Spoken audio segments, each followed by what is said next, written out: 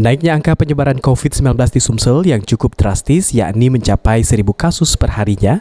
Menurut Lesti Nuraini, Kepala Dinas Kesehatan Sumsel, kenaikan tersebut karena dari sisi pendataan COVID-19 yang sebelumnya manual kini dilakukan dengan seluruh sistem yang ada dengan secara aktif.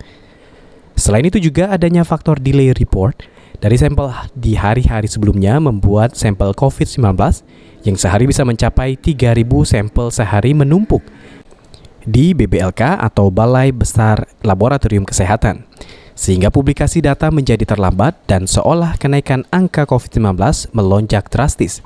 Padahal angka COVID-19 di Sumsel naiknya tidak setinggi itu, hanya beberapa persen. Sementara adanya info naiknya penyebaran di Sumsel akibat varian virus COVID-19 Delta, Alpha, dan Kappa, berdasarkan surat dari Puslitbankes Kemenkes, belum ada varian lain virus COVID-19 di Sumatera Selatan. Pendataan juga semakin aktif menggunakan seluruhnya sistem, tidak lagi manual.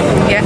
Kemudian ada juga faktor delay report karena kemarin sampel ini sempat menumpuk sampai sehari itu menumpuk 3.000-an sampel di BBLK, sehingga hari-hari ini sebetulnya ada hasil yang beberapa hari lalu, tapi memang meningkat.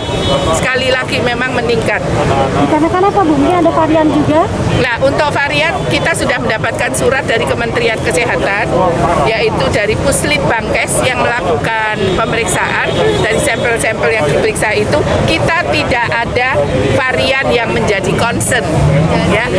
Varian yang jadi concern itu ya yang Delta, Alpha, Kappa. Ya. Dari pemeriksaan itu hasilnya tidak ada. Untuk sementara ini tidak ditemukan. Sandi Pratama, PAL TV.